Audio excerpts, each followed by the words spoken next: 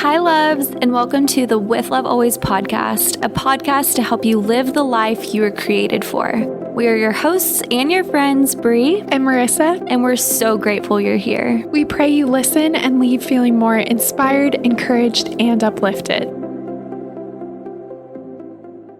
Hi guys, and welcome back to another episode. Today we are going to be talking all about perseverance. So how you can persevere if you find yourself in a challenging season, whether you're in a season of endurance where you're just facing some tough circumstances and you're just wanting to push past. Whatever that looks like, I think it can take so many different forms, and we're going to be sharing some personal stories of what times that we've been struggling and we've had to persevere, and also just some inspiring stories of people that have made kind of perseverance at the front of their character and how that has kind of led to a beautiful outcome. Something that comes to mind when I think about this topic that kind of embodies perseverance is just living life like it's a marathon and not a sprint. So I think there are going to be so many times in life where we want instant gratification or we want this instant outcome. But a lot of times we face adversities or these seasons where we're waiting for a long time or we're having to continue to push for it despite facing obstacles and failures and things that are just kind of in our way, whether it's emotional or physical. I think this is something we all have to experience and all have to kind of push through. And so I just want to highlight and celebrate this character trait. I really believe perseverance, or having the ability to push past when things get hard, is such a beautiful character trait, and it's something that often gets overlooked. And so I want us to continue to develop that in our own lives and also just celebrate it in other people's. I think we all know what it's like to be going through a season that is really hard or really challenging, or it feels like really desperate and feels like things are not going your way, or it feels like everything in your life is hard and everything in your life is heavy. And yeah, like nothing is just going the way that you wanted it to or envisioned it would. And I think those are the seasons of our life. We will all face them. We will all face multiple of them, as well as we'll all face really beautiful seasons where it does feel like everything's working out our way and everything's going right. But I think the difference between allowing those seasons to break you is your perspective, and it is your mindset. And that's why we do want to speak on how to persevere through those seasons well, because I think, at least speaking on my own life, like I think about some of the hardest things I've had to go through in my life in times, months on end, even longer, where I felt so desperate of like, is this ever going to work out? Is this ever going to be for me? Is this ever going to go my way? Am I ever going to see this goal accomplished or this prayer fulfilled? And even some things that I'm still in the midst of. And I think the difference between allowing that to create negativity in your life and to defeat you and squash you and steal your joy is the characteristic of perseverance. And so that's why we're so excited to dive into this topic today and just hopefully encourage anyone out there who feels maybe really disheartened about where they are at in life right now, whether it feels like everything's going wrong or one area of your life is not going your way. Like, you're so not alone in that. And we know what that feels like to different extents and different degrees. So yeah, let's dive into perseverance and just that characteristic that we can all carry so beautifully in the midst of such a hard season. So part of what actually inspired this topic, I'm reading right now in James. And so I wanted to read a verse that stuck out to me, and it was talking about endurance. And I really feel like there is such a correlation between endurance and perseverance, because a lot of times when we find ourselves in those trying seasons or circumstances, it can feel like we are having to endure. And a lot of times that can seem negative, like we're having to endure something hard. And although it can have negativity that comes with it, I also feel like there's such a beauty to endurance and enduring something well when you know you're going through a challenge, but you are choosing to push past. And I think that's where perseverance really enters into this conversation, and it allows us to maintain a sense of hope and be active in a challenging situation and actually fight for a better outcome. And so the verse that I just want to share with all of us is James chapter 1, verses 2 through 4. And it reads, "Dear brothers and sisters, when troubles of any kind come your way, consider it an opportunity for great joy. For you know that when your faith is tested, your endurance has a chance to grow. So let it grow, for when your endurance is fully developed, you will be perfect and complete, needing nothing." And that, when I read that, I was just kind of taken back because it's so rare that we hear like our troubles or our challenges being framed in that way, where it says, consider it an opportunity for great joy, and you are building endurance. And I think that is just such a beautiful way to look at challenging seasons. I think it can feel sometimes like life is happening against us and it is unfair, or we don't see the purpose in it. And already by just reframing our minds to say endurance has a purpose and it is creating and forming something in your character, and you have the opportunity to persevere forward, I think that just assigns so much purpose and hope for us. So I'm kind of just hoping that's what this conversation can do today. So I just want to kickstart it by sharing some personal stories of times in our life where we either found ourselves in a season of endurance or a circumstance where we were really having to kind of persevere forward. Yeah, I feel like honestly, even in preparation for this episode, I can think of so many seasons of my life where I felt so hopeless, or I felt like I really had to push through. And it felt like just a time in my life where I'm like, okay, God, is this ever going to work out for me? Is this ever going to go my way? Am I ever going to see the end of this? Am I ever going to receive the answer I want, or the job I want, or this or that? But I think just with the beauty of the words of perseverance and endurance, I do want to share about when I was training for my marathon that I ran back in March of this year. And I think there's a beauty in this story because it's going to embody the physical component of the physical perseverance I had to withstand in order to have the endurance to run the race. But also, I think more than that, it correlates so deeply to the character component of kind of what we're speaking on today and what that looks like, with whatever scenario is happening in your life. But I think I remember, when I signed up for my marathon initially, like I was so excited, and it was a goal that, when I started training in November of 2022, knowing that my marathon was in March of 2023, it felt like it was so far away, like that the day of race day and all the runs that would have to go in between my starting point of training and the actual race. Like, it was kind of daunting, and I would say more than anything, it was honestly exciting. And I would say as I got deeper into training, that is when I realized just how challenging and how mentally taxing and physically taxing training for a marathon was. And I think anyone hearing this who maybe has ran a marathon or maybe hasn't is like, well, of course, like running a marathon sounds insane. Like, of course, it'd be physically taxing. But I think what I couldn't have expected from the entire experience is how much the physical component of training for something like that would also refine and sharpen my mind, and would refine and sharpen my character, and would really cause me to, yes, physically have to persevere through training, but more than anything, really sharpen my character to remind me of like, anything worth having is going to be something that requires time, is something that requires patience, and is going to be something that requires the endurance of pushing past the barriers that you may put up against yourself. And so I think I remember when I hit a little bit past the halfway point of training, that is when things started getting really, really hard. I started running, long distances. I was running 16, 18, 20 milers like weekend after weekend.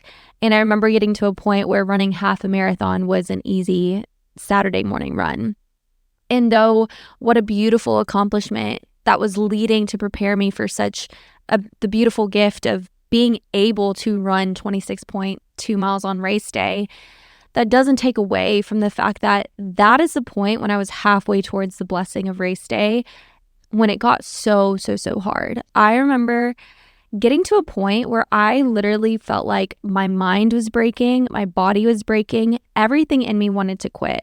I felt so defeated certain mornings when I would go on runs. And I remember thinking so actively of like, I don't think I want to run anymore. Like, what if I just quit now? And like, what if I don't make it to race day? I remember as close as a month out from my race, like February, I seriously contemplated, what if I just didn't run the marathon? Because I was so worn out. I was so weary. Yes, physically, but also mentally. All of the level of investment I had to do physically in the training, everything I had to focus on nutrition wise, the time it took away, like my weekends were gone. My weeks soon became gone because I was so depleted from the investment I was putting towards this goal. But I had to continue to persevere. I had to continue to believe that what I was working for was going to be worth it. And though there were many times along the way that I thought, I cannot do this, I'm not capable of doing this, I had to also believe and trust that still small voice that reminded me in my heart and in my soul, Bree, made it this far. You can keep going. Keep persevering towards your goal. Keep persevering towards the one thing you were so excited to accomplish and so excited to see come true. And I can say now, being on the other side of it, when race day came around, it was truly one of the best days of my life. And it was one of those moments where it showed me that the months of training, the months of struggling, the moments I doubted myself so much, the moments I didn't think I could do it, the moments that I wanted to quit mentally and physically were all made worth it when race day came. And it was truly the best experience of my life. The adrenaline high that I had that day, nothing is compared since. And I have nothing but the sweetest memory of my actual race day because it was such a testament that the season of struggle that had to precedent the blessing of that day was so necessary for that day to be made worth it. And I don't think I would have appreciated how good I felt on marathon day if it didn't break me for months on end. If I wasn't crying 3 weeks before marathon day to my roommate at the time saying, I don't know if I can do this. That is what made that day so worth it, is the way that I had to extend myself, the way that I had to believe, even in moments I felt hopeless, that there was going to be beauty in my quote unquote sufferings through marathon training. And so I think if there's anything that experience showed me, and I love that story when it comes to this conversation because it both embodies the physical and the mental. And with whatever scenario you're thinking of, like it could be all just mental, maybe it is physical as well, but I think it's just such a powerful thing of it is in the struggle that we actually appreciate the gift more. And so if you are in the midst of a struggle, persevering and believing that your endurance is going to lead to something so beautiful it was the greatest reward for me when it comes to that. And it refined my character so much because in moments when I could push past the want or even at times the feeling of need to quit, but believe, no, like I have to continue forward. It's going to be so worth it. It's going to be so worth it. It showed me on marathon day, not only what my body was physically capable of doing, but what my mind and my heart and my character was able to just carry. And I think that was the greatest reward, is seeing how much my character was refined through the process of training for a marathon. And I think what's so neat about that story is I remember when you were like at that breaking point and I really thought you were going to give up. And yeah, I think it was like 3 or 4 weeks out. Mm-hmm. And I was so unwell. Like I was unwell. I think I just can think of like the times in my life where I've been in that season of endurance and I'm choosing perseverance. And oftentimes when it gets the hardest, when it gets to the point where you feel hopeless and you don't think you can physically go on, is when you're right at the moment of breakthrough. And when you're right at the moment of your character being refined, and you're right at the moment where it's almost like your mind and your capacity expands in a way you didn't even know was possible. And it's not until you push yourself to your threshold that you hit this new threshold that you didn't even know you had a capacity for it. And I think that's what's so exciting about, like, what gets me kind of fired up in this conversation is just that when we choose perseverance, our capacity meets us there and we are capable beyond what we even realized. And I just think it's so powerful. And those are the people that I just so admire, people that have presented perseverance time and time again when they face failure after failure and they know how to pick themselves back up.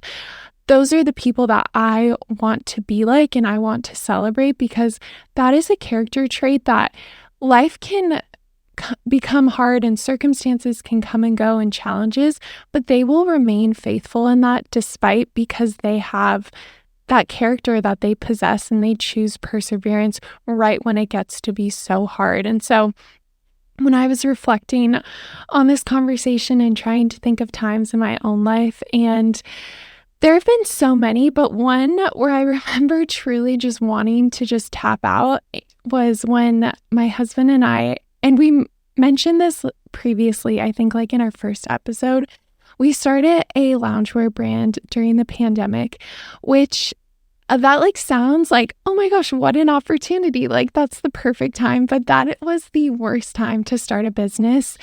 And basically we had never made clothing before in our life. And that was the greatest challenge I've probably ever had, because I just remember we thought we could do this thing in like 3 or 4 months. We're just going to form this idea, make some product, launch the business, sell it. Getting product made, like working with factories, working overseas, we were sourcing all of our own materials, fabrics, everything. It took us like, I want to say a year and a half. Like it was just hurdle after hurdle. So many people turned us down. Factories would start our orders only to drop us and ghost us and say they can't work with us. And it was just like, it felt like every door was closing. And I remember when we finally found a factory, we finally used all of our savings to place this order, and we got hundreds of items of activewear made. And we wait for it to be shipped across seas and it shows up at our door, and we were so excited, and we open up the boxes to find that like half of the product is damaged. Like it's completely unsellable. And there's nothing we could do. There's no refund policy on this. And I just felt so defeated. And I was like, this is it. This is the end of our story. Like I just don't think I can do it anymore. And I just was so emotionally drained from all of that time. And I remember I just let myself feel all of those emotions. I think it's so valid to feel so disappointed, to feel like you're a failure, because in a sense, this thing had somewhat failed. It wasn't what we had hoped. But after like a day or two of processing it, I was like, you know what? This is my defining moment. This is where I can either choose to say like, I gave up when it got really hard and that's the end of this story. Or at the time, like this was our dream. And we knew that like we had been through failures before, and we knew this was going to be like a defining moment for us. So we just went through like, and not to bore with the details, but we're like, if that takes us going through every single product, checking it, fixing what we can, moving to the side what we can't, that's what we did. And we just, had to adapt and pivot and spend days on end going through product and problem solving and getting creative with all of it. And it was not fun, but I am so grateful that that could have been the end of our story.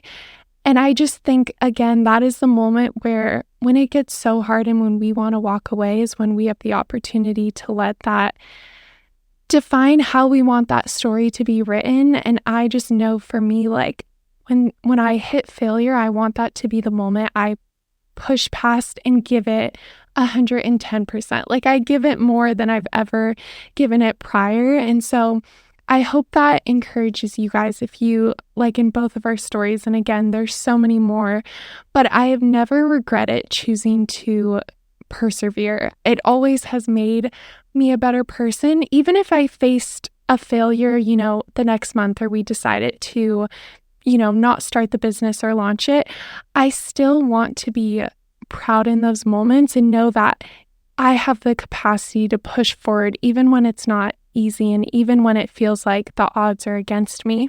So that kind of segues us into the next section of this conversation, where I just want to take a moment to acknowledge when we should persevere, because again, we are such proponents of perseverance and pushing past, but I do think there are moments where when we're hitting friction and we're hitting a wall, sometimes it does mean that a change needs to be made. And so I think that's where discernment is so necessary. And I would love just your insight.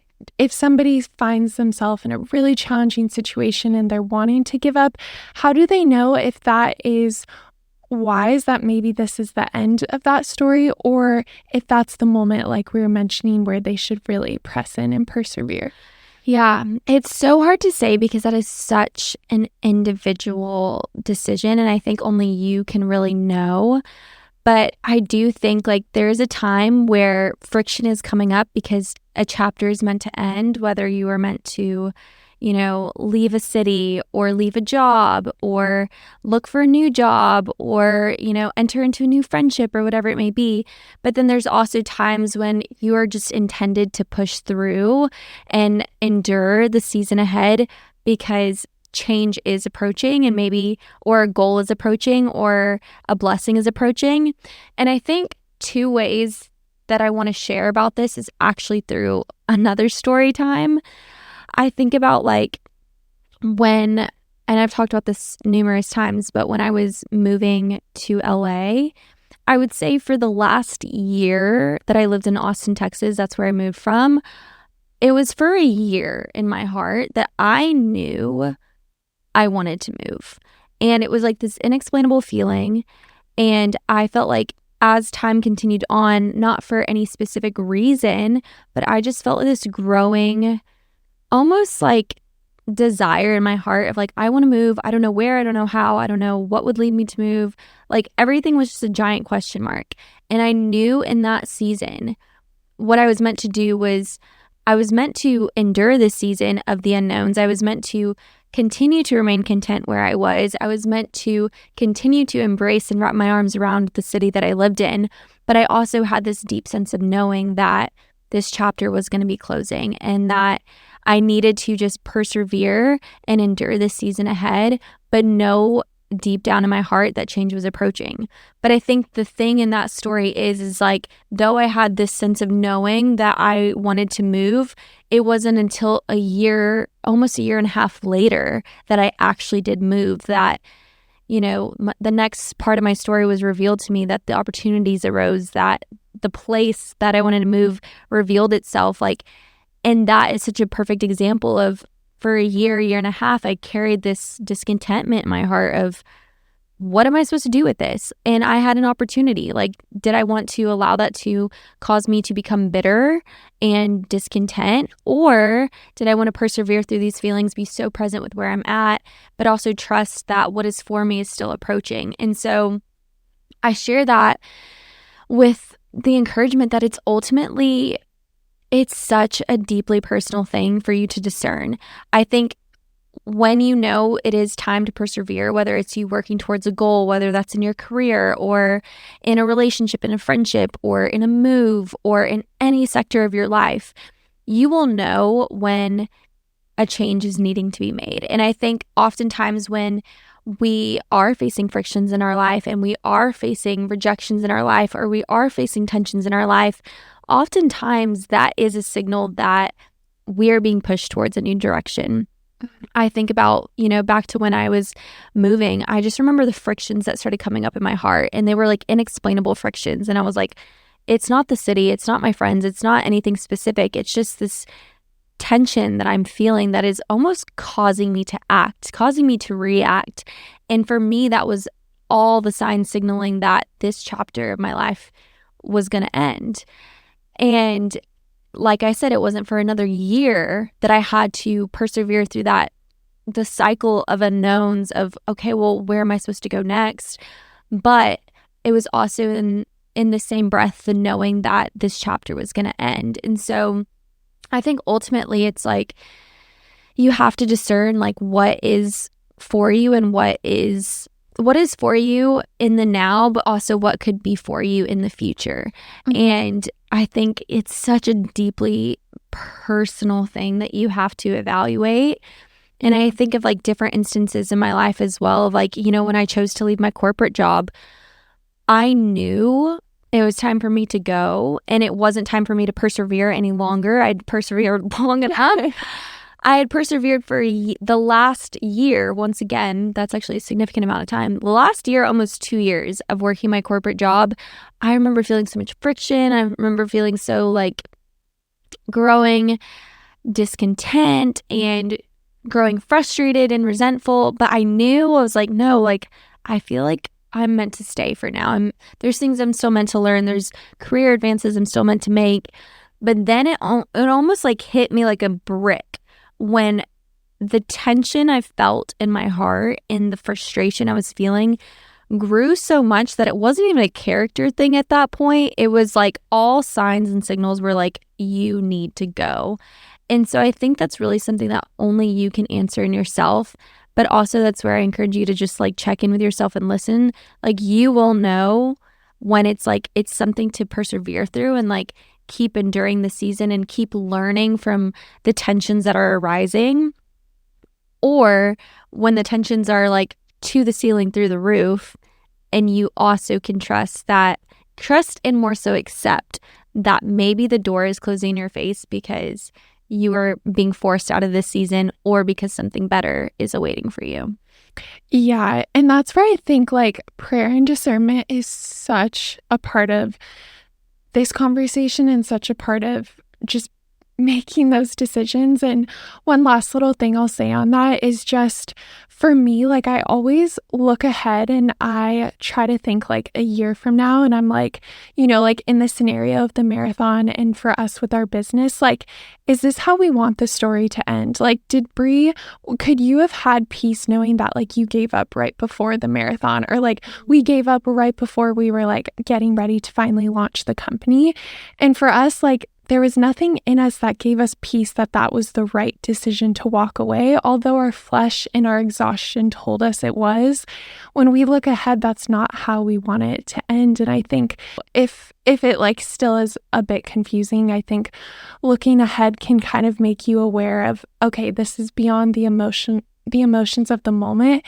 And this is about like, again, perseverance is designed to like align with your goals and your purpose. So like, if you know your purpose that is constant, that will kind of be like the North Star that you can follow and you can kind of look ahead to. So hopefully that provides some sense of clarity. Another element of this conversation that I think is important is instant gratification. And that is because I think we are so, because of social media, because of technology, because of all of these narratives that we are seeing in our life, I think we are designed to gravitate towards instant gratification. And I think that can be so misleading. And so, yeah, I just wanted to talk a little bit about that because I think that can just get kind of messy and get confusing. And I think when we can not give in to the lies that instant gratification can kind of flash at us. Yeah, I think this is such a great topic that honestly I could even see us doing a whole episode on, because I think there's so many layers to it. But I think when you are in the midst of such a hard season, and when you are in the midst of maybe a struggling season or a season in which you feel like things aren't going your way, it's so easy to reach for the first glimpse of an out. And so like, let's say your trying season is relationally. Let's say you are feeling a lot of despair in dating or in your singleness, and you're just so eager to enter that relationship and you're so eager to want to be married. It's really easy in the midst of those feelings of desperation to just allow yourself to choose the first person that you're going on dates with, even if you know that maybe they're not the best match for you, or even if you know that there's things about them you don't love. It's easy to just choose it because it's right in front of you and it will instantly gratify that desire in your heart. Same with, when you're looking to make a career move. It would be so easy to, when you're, applying for jobs or looking for jobs, to just accept the first offer that comes your way, even if you're not that excited about it, even if you wouldn't love what you would do, but you just want to choose it because you're so desperate to just have a new position and you're so desperate to get out of the current one you're in. And so you think that the best thing to do is just to settle versus continue to persevere and believe that the best gift is still ahead for you. And I think even for my marathon, it's like the thing that would have offered me instant gratification is quitting and not making it to race day and not running. And that would have been the thing that would have, satisfied my exhaustion and my physical pain and stress. But the thing that was worth it in the end was pushing through, being patient, and believing that the best was still to come. And I think the less that we can reach for the things that will momentarily satisfy us in the midst of this hard and enduring season, the more likely we are to receive the best gift that we could possibly want to receive. And going back, like, I just thought about this, even like when it comes to instant gratification, I don't know if I've even shared this with you, but I think actually I knew I wanted to move from Austin 2 years before I actually moved from Austin. And this is such a perfect example of instant gratification because I think 2 years into living in Austin, I lived there for almost 4 years. I almost moved to Nashville. And I remember thinking at the time that that would have in hindsight been my instant gratification. I was like ready to move. I wanted something different. I wanted a change. And so I was like, I'm gonna move to Nashville. No rhyme or reason other than the allure that Nashville is. And I remember trying to start moving towards it and things were just kind of shutting in my face and it just didn't work out. And I remember feeling so defeated and thinking, like, what am I supposed to do with this desire to move? And literally it was but like 2 years later that God would move me to LA and it would be the most seamless transition of my life with how every doorway opened and how everything lined up and how between deciding I wanted to move to moving was only 2 months.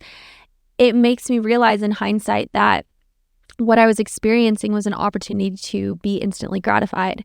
I thought that what I wanted was to move to Nashville. I thought what I wanted was to satisfy this desire for change and satisfy this desire to move. And everything was just shutting in my face. And I realized that though it took me another 2 years for the actual gift to come my way of like where I was actually meant to move and where I was actually meant to go, in reality, it's like the longer that we endure and the longer that we're patient and we don't reach for the first opportunity or the first thing that comes our way, but we actually wait for what we want, for the dream job we want, for the dream city to live in, for the dream home to live in, for the friendships that fill us up and encourage us, for, I don't know if I've already said this, but the job that we want, I think I did say that, for the accomplishment we want, for the goal we want to hit, the more that we are patient and actually wait for those good things, for what we actually want versus something that we could just have, that is what's going to make that gift that much more rewarding. But I think honestly, the key to that is believing that that is available for you. It's believing that the best is actually out there and actually available for you, and not having that scarcity mindset that you have to take the first job, the first relationship, the first friend, the first move, the first this, because you're never going to get another opportunity.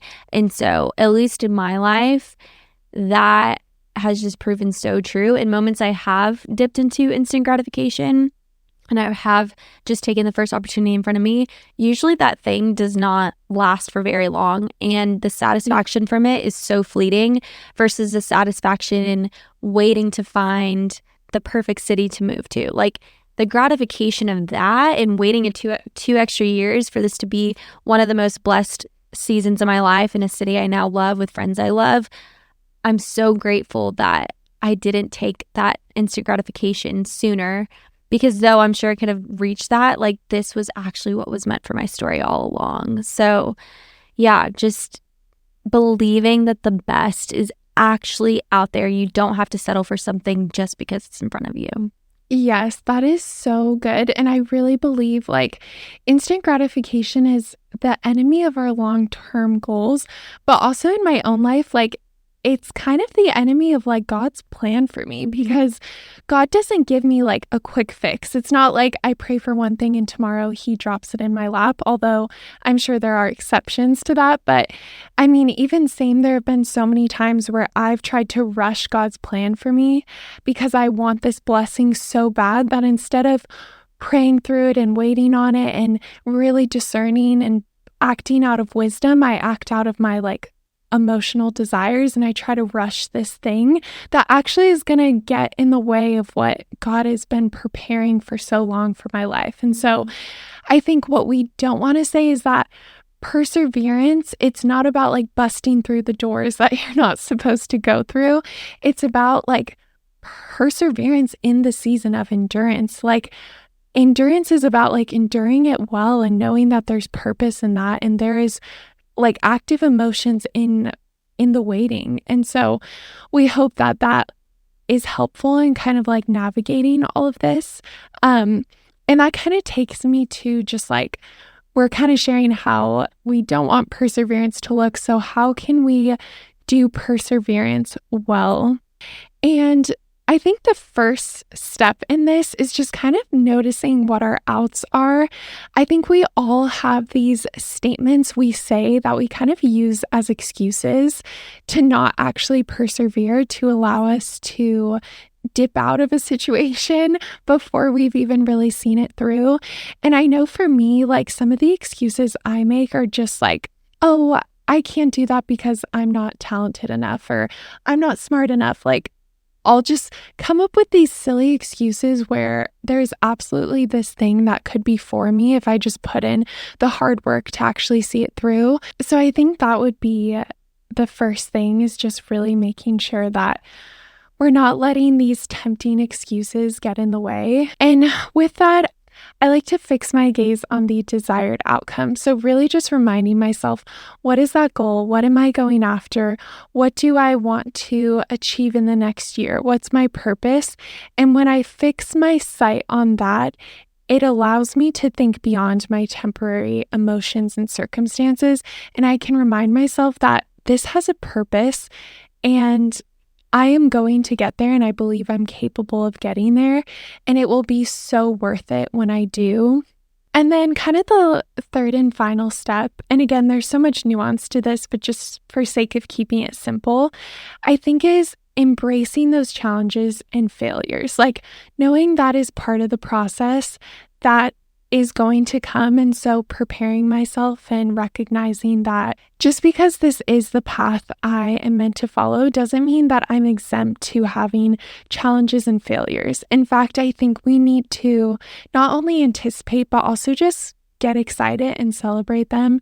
I know that was something that, to reference back when we were starting the business, I was just scared of failures because that to me had always felt like a signal that I'm doing something wrong. And something that my husband just reminded me of was failures are a good sign because it means we are learning and we're growing and we are progressing past what we once previously weren't capable of. And so I think when we can start to embrace failures in all areas of our life and recognize that that is so a part of the journey and it's not something to be embarrassed or ashamed of, but rather proud of the fact that we're putting ourselves in challenging circumstances so that we actually are allowing ourselves to have failures. And not only that, but we're allowing our failures not to define us and not to be the end. I think that can just be so powerful and so beautiful. So those are some ways that I like to embrace perseverance. I thought it would be fun to kind of end on some inspiring stories. We just chose 3 specific stories that we think are just such beautiful depictions of perseverance. Okay, so the first person I chose is Walt Disney because we all know and love Disney. And so a little snippet on his story is as a young man, he was fired from the local newspaper where he worked as a cartoonist. His boss believed he lacked creativity. Then he started an animation company, which soon failed, leaving him in dire financial difficulties. Despondent and with nothing to lose, Walt Disney traveled to Hollywood. There, too, things were not easy. He faced a lot of rejection. He was told he would never make it and that Mickey Mouse, his passion project, was destined to fail. And boy, am I glad that he pushed through. Because I literally imagine a world without Disney. That's crazy. That's so crazy. And to think of like him as a like human being, I think we don't think about that. Like, Yeah. we don't personify like Disney. Everyone knows Disney now, but we don't personify. Like, there was once a young man who was literally told, you're not good enough, you're not smart enough, you're not creative enough, your idea sucks. And think about how iconic Disney is, and it wouldn't exist if he didn't push past and believe, even despite rejection, that no, this is a good idea, and like I have faith in what I'm creating and I have faith in what I'm doing. I can't even imagine how hard that was. Like, And that could be like, I don't know the exact timeline, but I feel like it was like 30 years of rejection. Like, dang. I just can't imagine having this passion project and just being for like 30 years of pushing past And everything. You're not good enough and you're not like creative enough. Yeah. And that just shows it's like it really does all come down to your character. It's like, what are you willing to learn from every rejection, every failure, every closed door? Are you going to allow it to defeat you, or are you going to allow it to empower you if there's something to be learned here? Yeah. So another example that we want to share on is on Thomas Edison. So this snippet reads, Edison tried relentlessly to realize his vision of the light bulb. We all know he created the light bulb. Sometimes I forget, I'm going to be honest. He failed hundreds, perhaps thousands of times before he had his breakthrough moment. He was reported to have said, while still experimenting, this is his words, I have not failed. I've just found 10,000 ways to make a light bulb that won't work. Crucially then, he considered the negative results just as valuable as any positive results. Understanding what does not work and why was simply just part of the process of eventually finding out what does work. He also believed that, in his words, genius is 1% inspiration and 99% perspiration. And I think that's so powerful too. Of like, I love his quote of he just found 10,000 ways that didn't make a light bulb work. Like, what a beautiful perspective in the midst of so many trials that he could have felt so defeated in. He didn't choose to give up just because he failed 10,000 times. He just chose to reframe it of, these are 10,000 ways it didn't work. I don't know if he actually failed 10,000 ways, but the concept of every time we fail, or every time something doesn't work out our way, or every time something doesn't go the way we anticipated, it's not that you're a failure and that's game over and that's the end of your story. It's just the fact that there's resistance that you're experiencing here. There's pushback that you're experiencing here. There's a slower timeline that you're experiencing here. What is the opportunity you have to refine your character, to believe there's a lesson being learned? And how much greater is it going to be the gift of actually accomplishing the goal that you want to accomplish?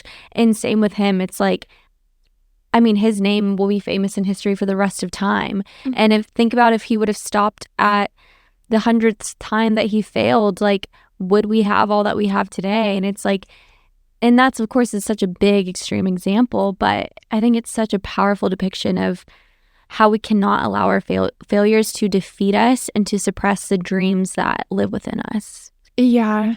And then the final story is one that I know and love so dearly. And I feel like if you guys are at all feeling like you truly are in a season of such endurance, I remember, again, I think this was amidst the time when we were starting the business, and I did a Bible study on Joseph, and it's Genesis 37 through 50 in the Bible if you want to read his story, and I so recommend it. I just remember it reframed my whole perspective on my circumstances, because at the time I really did feel like I was failing. And then after hearing that story, I started to see how God was so present in that situation. And it wasn't failure, it was me learning and growing. And so I just want to share a little summary, but again, this does not do it at all justice. I definitely recommend reading his incredible story, but it reads, Joseph was most beloved by his father Jacob, yet hated by his half-brothers. Joseph struggled at home and in a foreign land. At home, Joseph's brothers loathed him because of the dreams he told them about. He had dreams about his brothers bowing down to him, and their father saw it as God's prophecy for the family. So, driven by envy, the brothers sold Joseph to traveling merchants, making their father believe Joseph was dead. In Egypt, where Joseph was sold and ends up, Joseph's misfortunes continued as he was imprisoned because of a false accusation. Nonetheless, Joseph used God's gifts to help Pharaoh lead the people during a famine. In return, Joseph received his life's greatest blessings: an excellent job where he was the leader of Egypt, second only to Pharaoh, a family, and most importantly, he reached reconciliation and reunion with his brothers and his father. I loved this story so much because you truly see, like, Joseph is rejected by his own blood and he gets sold off and he's in prison for years on end and he has to work his way up. And he is just so faithful and maintains so much hope despite adversity after adversity. And he leads an entire country when they're in the state of a famine, and then his family comes back because they need food. And it's just this beautiful story of reconciliation. And again, like, it takes his lifetime for these things to happen. And sometimes I think when we're amidst adversity, it feels like a lifetime. But just because we're not seeing things instantly be redeemed does not mean that God is not so actively at work and that all of these things are coming together for a greater purpose that we have yet to understand. And so I hope these stories just provide a sense of hope. I mean, I think we all need to be reminded of the ways that God has been so present in our life and the joys we've found when we've chosen perseverance despite having the odds against us. So that's kind of how I want to end this conversation, is just reminding us all of the beauty of what perseverance creates. It creates a beautiful formed character in us, and it allows us to truly go after our goals and our dreams and our purpose. And we just become so capable when we embrace pressing through. And I just think it's just such a beautiful character trait to possess. And I think it's something that we should absolutely celebrate in other people as well. Yeah. And I think just to remind you guys, like, if you are struggling or if you are going through a hard season, you're a human being. And I think this season will pass, but there will also be another one to come. And that is simply a part of the human experience. And I think the greatest thing that we can do to equip ourselves in just simply being a human and navigating the things that life throws at us is our perspective, and it is our hope, and it is our heart. Don't allow your heart to be hardened by the things that the world wants to harden you to. Don't allow the things that you're struggling with to make you feel like your life is in shambles or in despair. Continue to adopt the mindset of, what can I learn from this? How can I be better from this? How can I be a kinder, more compassionate, more loving, more patient, more, whatever it may be, fill in the blank type of human being, that when the next trial comes or the next obstacle comes or the next failure comes or the next broken heart comes, I can believe I've been here before, I've navigated this, and I can do it again. And so take everything with the opportunity to learn and the opportunity to grow and the opportunity to be better than you've ever been, and to know that, when the next obstacle comes your way, you can speak with confidence of, I've been here before and I can get through this again. And so, I just pray that this encourages you guys to take heart in whatever you're persevering, whatever magnitude you're persevering right now, whether it feels like something really small or something really big and challenging and hard. Like, I just pray that this conversation could encourage you that you're not the only one who's had to struggle through things in life, and we're all struggling with our own things, but believing in faith that there is hope at the end of this, and there is hope in the blessings that are to come. You just have to have the deep belief in it, and you have to have the mindset of the worthiness it requires for you to persevere through a really hard season. Amen. Okay, so as always, we are ending on love notes. And today we are recording this on the first official day of fall. So all I could think about were like fall activities. and just all of the things I love about fall. So that's what inspired this love notes. So I'm going to kick it off by asking you what your favorite fall activity is. I just feel like I love everything about this time of the year, but I think what I love the most is I feel like fall is a perfect baking season because you have Thanksgiving, or you have Halloween, you have Thanksgiving, and then you have Christmas, and so it's the time of year where it feels cozy enough to make those, well, I guess it's not baking, but make homemade soup, or I love cookies all times of the year, but there's something about when the weather's crisp outside and you make cookies or you make a pie. So I feel like baking season is amongst us, and I think that's one of the simple pleasures that I love about this time of the year. That's actually, it's so funny because that's what I had written down, because I don't think I really bake in the spring or summertime. It really is such a fall winter activity, and it's just so relaxing and so cozy, and I love having people over, and that's something you can do together. But also this is a given, but I just am a sucker for pumpkins and a pumpkin patch. I just love that even the grocery stores change and they have pumpkins, and that we can I grew up down the street from this massive pumpkin patch that I love going to every year. So that's always so much fun for me. But yeah, there's honestly just so many fun fall activities. The next one is our favorite fall drink / food. Oh my gosh, I love a warm apple cider. Ooh, cozy in my hand. I love hot chocolate too, but I actually don't drink hot chocolate that much. But when I want it, it hits on a nuts beef all day. And then I love that it's soup season. I love soup. Yeah, I love so good. I also love when it's pie season. I love pie. What's your favorite pie? I was talking to my friend who's from California, and I wonder if you would know this pie. I don't know if it's a southern thing, but I love buttermilk pie. Had that? I haven't. Oh no. my gosh. Okay, I'm realizing that I think that must be a southern thing, because I don't feel like my friends here have heard of it. Love buttermilk pie and pecan pie. Ooh, I love just a basic apple pie. So good. But honestly, I really have not tried a pie I didn't like. Yeah, me either. Pie is so good. Same. But I think mine's kind of basic, but just pumpkin bread. I just love banana bread, zucchini bread, any kind of bread. So I'm going to say pumpkin bread, or something I'm wanting to nail is a good pumpkin pancake recipe. Oh, I think would be really cozy, so we'll see if I can get that nailed. Next is favorite Halloween candy. I'm a Reese's girl.